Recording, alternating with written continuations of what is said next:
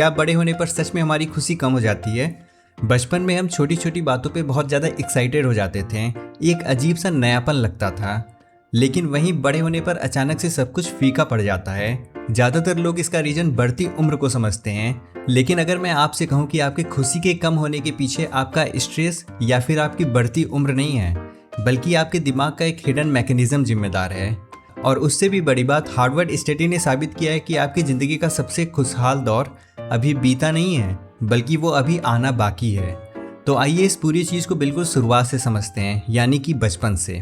छोटे बच्चे छोटी छोटी रोज़मर्रा की चीज़ों को भी देख करके काफ़ी ज़्यादा खुश और एक्साइटेड हो जाते हैं, और इसके पीछे नोवेल्टी का बहुत बड़ा रोल होता है। नोवेल्टी यानी कि कोई ऐसा चीज़ जो दिमाग पहली बार एक्सपीरियंस कर रहा हो, या फिर कोई ऐसा चीज़ जो उसके लिए अभी तक अनजान है। बचपन वो दौर होता है जब बच्चे हर दिन कुछ नया देखते हैं, कुछ नया सीखते हैं और महसूस करते हैं। जैसे पहला बेस्ट फ्रेंड बनाना, पहली बार साइकिल चलाना, या फिर पहली बार समुद्र देखना, या फिर पहली बार किसी नए टेस्ट को महसूस करना। जो चीज़ें एडल्ट के लिए आम और रोज़मर्रा की होती हैं, वही चीज़ें बच्चों के लिए बिल्कुल नई और रोमांचक होती हैं।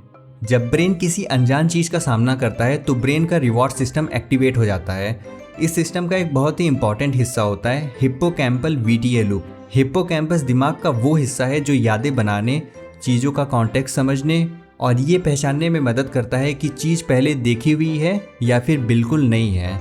जब हम कोई नया एक्सपीरियंस करते हैं तो हिप्पोकैम्पस उस एक्सपीरियंस को हमारी पुरानी यादों के साथ कंपेयर करता है, और अगर दिमाग को लगता है कि ये चीज़ पहले कभी नहीं देखी गई है या ये उसकी प्रेडिक्शन से अलग है, तो हिप्पोकैम्पस एक स्ट्रॉन्ग नोवेल्टी सिग्नल जनरेट करता है। फिर ये सिग्नल मिड ब्रेन तक पहुंचता है। मिड ब्रेन में दो इंपॉर्टेंट एरिया होता है, वेंट्रल टेजमेंटल एरिया यानी कि वीटीए और सब्सटेंसिया नाइग्रा। जब यहाँ पे हिप्पोकैम्पस का सिग्नल पहुंचता है, तब उस सिग्नल के रिस्पांस में वीटीए और सब्सटेंसिया नाइग्रा डोपामिन रिलीज करता है, जिसे फेजिक डोपामिन रिलीज कहा जाता है। फिर ये डोपामिन हिप्पोकैम्पस और प्रीफ्रंटल कॉर्टेक्स तक वापस जाता है। पॉपुलर साइंस में डोपामिन को अक्सर प्लेजर केमिकल कहा जाता है। डोपामिन मोटिवेशन, क्यूरियोसिटी, लर्निंग और एक्सप्लोरेशन को बढ़ाता है। इसीलिए बच्चे नए एक्सपीरियंस को सिर्फ देखते नहीं हैं, बल्कि उन्हें बहुत गहराई से महसूस करते हैं। इसीलिए उनकी हंसी ज़्यादा जोर से होती है, वो ज़्यादा हैरान दिखते हैं, उनका इमोशनल रिएक्शन एडल्ट के कंपैरिजन में बहुत ज़्यादा होता है। और दूसरी तरफ एडल्ट के लिए नोवेल्टी कम हो जाता है, यानी कि नयापन धीरे धीरे कम होता जाता है। अब यहाँ पे एक बहुत इंपॉर्टेंट क्वेश्चन आता है, अगर खुशी, एक्साइटमेंट और हैरानी का इतना बड़ा हिस्सा नए एक्सपीरियंस से मिलने वाले डोपामिन रिस्पॉन्स पर डिपेंड करता है, तो फिर बड़े होते होते हम अपनी ज़िंदगी को ऐसा क्यों नहीं बनाते हैं कि हमें लगातार नया एक्सपीरियंस मिलता रहे? क्या ये एक्चुअल में पॉसिबल है कि हम लोग डेली कुछ ना कुछ नया एक्सपीरियंस करें? आंसर है नहीं, और इसका रीज़न समझने के लिए पहले एक छोटी सी चीज़ याद करो। तुम्हारा कोई फेवरेट गाना होगा, और जब तुमने उसे पहली बार सुना होगा तो तुम बहुत ज़्यादा एक्साइटेड हुए होगे, तुमको वो गाना बहुत अच्छा लगा होगा।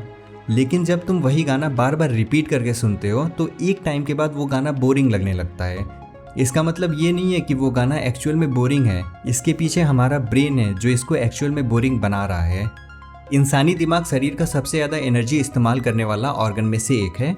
दिमाग को हर सेकंड बहुत सारी इन्फॉर्मेशन प्रोसेस करनी पड़ती है, इसीलिए एनर्जी को बचाने के लिए दिमाग एक एडवांस प्रिडिक्शन मशीन की तरह काम करता है। इसी को प्रिडिक्टिव प्रोसेसिंग कहते हैं। जब हम पहली बार कोई गाना सुनते हैं तो ब्रेन सब कुछ फ्रेश प्रोसेस करता है। ब्रेन के लिए मेलोडी अनएक्सपेक्टेड होता है, लिरिक नया होता है, इमोशन अलग होता है, मतलब पूरी तरह से गाना नया होता है, इसीलिए डोपामिन रिलीज होता है।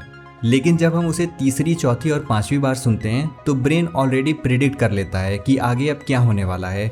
ब्रेन के पास प्रोसेस करने के लिए कुछ भी नया नहीं होता है, इसीलिए डोपामिन रिस्पॉन्स धीरे धीरे कम हो जाता है, और इसी प्रोसेस को हैबिचुएशन कहते हैं। यानी कि किसी चीज़ को बार बार एक्सपीरियंस करने के बाद उसका इमोशनल असर धीरे धीरे कम हो जाता है। और ये सिर्फ गाना तक लिमिटेड नहीं है, ये हर जगह होता है। जब हम पहली बार नए शहर में जाते हैं तो फर्स्ट मंथ में सब कुछ एक्साइटिंग लगता है, लेकिन वहीं पे 5 से 6 महीने के बाद सब कुछ बोरिंग रूटीन में बदल जाता है। क्यों? क्योंकि समय के साथ ब्रेन के लिए सब कुछ प्रिडिक्टिव बन जाता है, और प्रिडिक्टिव इसीलिए बनता है ताकि हम एनर्जी बचा सकें, पैटर्न सीख सकें और एफिशिएंट हो सकें। लेकिन इसका एक नेचुरल साइड इफेक्ट भी है। जो चीज़ कभी पहले बहुत एक्साइटिंग लगती थी वो धीरे धीरे नॉर्मल महसूस होने लगता है। फिर भी नोवेल्टी सबसे बड़ा रीज़न नहीं है एडल्ट जॉय के कम होने के लिए। इसके अलावा एक और चीज़ है जो कि है रिस्पॉन्सिबिलिटी। जैसे जैसे इंसान अपने 20s और 40s में पहुंचता है, उसकी ज़िंदगी में रिस्पॉन्सिबिलिटी का एक बहुत बड़ा लोड आ जाता है। करियर में लगातार बेटर परफॉर्म करना, पैसे और फ्यूचर के लिए प्लानिंग करना, घर के खर्चे, मतलब ऐसे हज़ारों चीज़ें होती हैं। इन सब चीज़ों के बीच दिमाग के अंदर एक बैकग्राउंड नॉइस हमेशा चलता रहता है, जिसमें पेंडिंग काम, फ्यूचर प्लान और चिंता कंटिन्यूअस एक्टिव रहता है। इस सिचुएशन को हम लोग क्रॉनिक कॉग्निटिव लोड स्ट्रेस कहते हैं। सिंपल शब्दों में इसका मतलब ये है कि दिमाग हमेशा ज़्यादा काम कर रहा होता है और उसके पास रेस्ट और ओपननेस के लिए ओपन स्पेस नहीं होता है। किसी भी मोमेंट की गहरी खुशी को महसूस करने की कैपेसिटी को सेवरिंग कहा जाता है। सेवरिंग का मतलब होता है किसी अच्छे एक्सपीरियंस को धीरे धीरे नोटिस करना, उसको पूरी तरह से फील करना। और सेवरिंग अच्छे से तभी हो पाता है जब दिमाग अर्जेंट वरी और रिस्पॉन्सिबिलिटी से फ्री हो। एग्जाम्पल के लिए, एक बच्चा जब पानी से भरे हुए गड्ढे को देख रहा होता है तो वो पूरी तरह से उसी मोमेंट में एब्जॉर्ब हो जाता है। उसके दिमाग में कोई और चीज़ चल ही नहीं रहा होता है, वो उसी पल में जी रहा होता है बिना किसी फ्यूचर प्लानिंग या फिर टेंशन के। लेकिन एक एडल्ट का दिमाग ऐसा नहीं होता है। मान लीजिए किसी एडल्ट को प्रमोशन मिलता है, जैसे ही उसे खुशी की न्यूज़ मिलती है उसी वक्त दिमाग उसके फ्यूचर कॉन्सिक्वेंसेस को एनालाइज करना शुरू कर देता है। नया टैक्स ब्रैकेट क्या होगा, काम का प्रेशर कितना बढ़ेगा, एक्सपेक्टेशन कैसे चेंज होगा और ऑफिस रिलेशन पर क्या असर पड़ेगा, ये सब थॉट तुरंत एक्टिव हो जाता है। इसी सिचुएशन में इमोशनल सिस्टम जो खुशी महसूस करना चाहता है वो थिंकिंग और प्लानिंग वाले सिस्टम से दब जाता है। इसी वजह से दिमाग रिलैक्स नहीं कर पाता है, इसीलिए किसी भी पॉजिटिव एक्सपीरियंस को पूरी तरह एंजॉय करना मुश्किल हो जाता है। तो एक बार जरा रुक करके सोचो, अभी तक हमने क्या क्या देखा। पहला चीज, दिमाग एक ही चीज बार बार देखने के बाद उसे प्रेडिक्ट करने लगता है। नोवेल्टी कम हो जाता है, डोपामिन रिस्पॉन्स कम हो जाता है। दूसरी बात, उम्र के साथ रिस्पॉन्सिबिलिटी बढ़ जाता है, सावरिंग मुश्किल हो जाता है। अगर हम सिर्फ इन दोनों चीज़ों को ही देखें तो कंक्लूजन एक ही निकलता है, बड़े होने का मतलब है कम खुश रहना। ये कंक्लूजन इतना कन्विंसिंग लगता है कि बहुत सारे लोग इसे बिना क्वेश्चन किए एक्सेप्ट कर लेते हैं। लेकिन यहाँ एक बहुत बड़ा प्रॉब्लम है। जब हम सिर्फ अपने आसपास के लोगों को देखकर जनरलाइज करते हैं तो एक बहुत बड़ा ब्लाइंड स्पॉट रह जाता है। हम वो लोगों को मिस कर देते हैं जो जेन्युइनली खुश हैं। इसी ऑब्जर्वेशन ने रिसर्चर को फोर्स किया कि वो सिर्फ अपने आसपास के एनेक्डोट्स को ही नहीं बल्कि एक्चुअल लार्ज स्केल डेटा को फॉलो करें। और जब उन्होंने लाखों लोगों का डेटा डेकेड तक ट्रैक किया तब जो पैटर्न सामने आया वो बिल्कुल अलग था।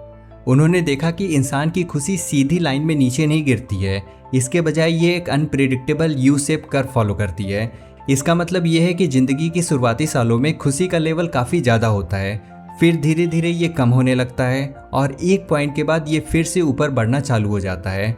इकोनॉमिस्ट डेविड ब्लांचफ्लावर और एंड्रू ऑसवर्ल्ड जैसे रिसर्चर ने 145 कंट्रीज़ के लाखों लोगों का डेटा एनालाइज किया। उन्होंने पाया कि अलग अलग देशों का, अलग अलग कल्चर का और अलग अलग एज ग्रुप में एक ही पैटर्न बार बार सामने दिखाई दे रहा है। लाइफ सेटिस्फैक्शन और खुशी जवानी में काफ़ी हाई होती है, फिर लेट 20s और 30s में ये धीरे धीरे कम होने लगती है। मिड लाइफ यानी कि ज़िंदगी के बीच के सालों में ये अपने सबसे नीचे वाले पॉइंट पे पहुंच जाती है। इसके बाद 50s, 60s और उसके बाद के सालों में खुशी फिर से ऊपर बढ़ने लगती है। कई लोगों में ये लेवल उनकी जवानी के लेवल से भी काफ़ी ज़्यादा होता है। रिसर्चर के अकॉर्डिंग ये सबसे नीचे वाला पॉइंट अक्सर 48 से 50 साल की उम्र के आसपास आता है।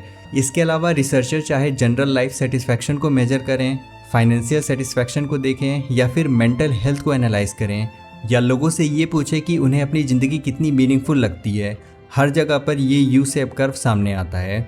सबसे इम्पॉर्टेंट बात यह है कि ये पैटर्न तब भी नहीं बदलता है जब रिसर्चर शादी, एजुकेशन, फिजिकल हेल्थ और एम्प्लॉयमेंट जैसे फैक्टर को अलग करके देखते हैं।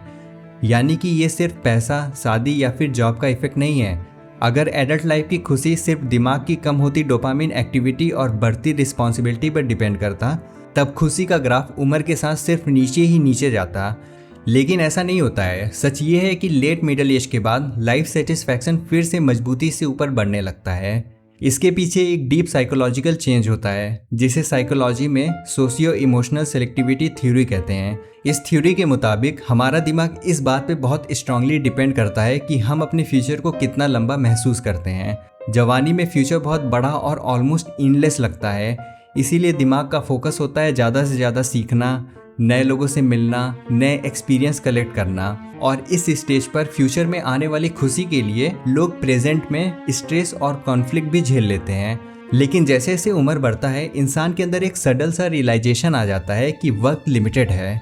इसी वजह से फोकस ज़्यादा चीज़ें कलेक्ट करने से शिफ्ट होकर जो चीज़ें ऑलरेडी हैं उनका मीनिंगफुल एक्सपीरियंस लेने पे आ जाता है। ओल्डर एडल्ट नए एक्सपीरियंस के पीछे भागने के बजाय उन लोग और मोमेंट पर ज़्यादा ध्यान देते हैं जो उन्हें इमोशनली सेटिस्फाई करता है। इसे पॉजिटिविटी इफेक्ट कहते हैं।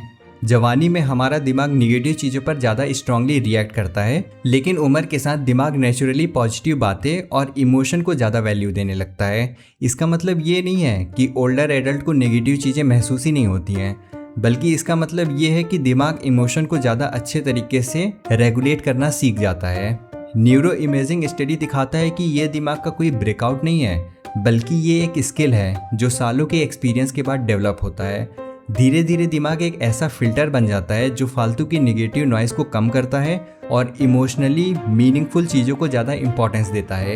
एक तरह से ये दिमाग का एक विजडम रीसेट है, जिसमें दिमाग अपने प्रायोरिटीज़ को चेंज करता है ताकि ज़िंदगी का आखिरी हिस्सा ज़्यादा शांति और खुशी से गुजरे।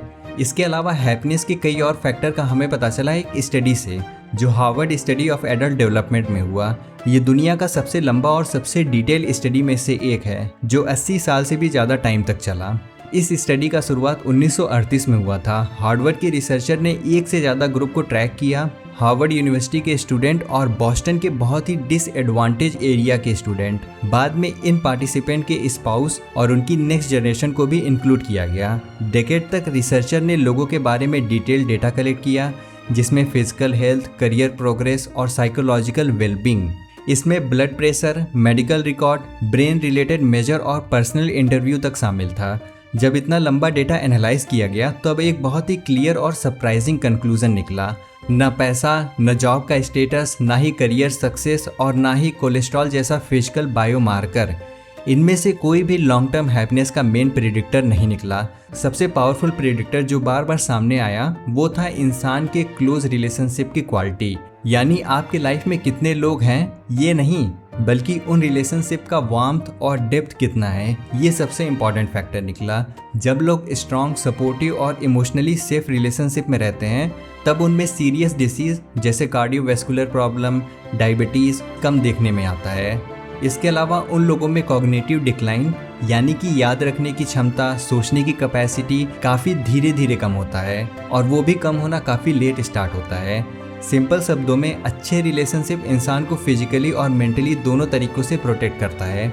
तो वापस से आते हैं उसी सवाल पर जहाँ से हमने शुरुआत किया था, do we experience less joy as we get older?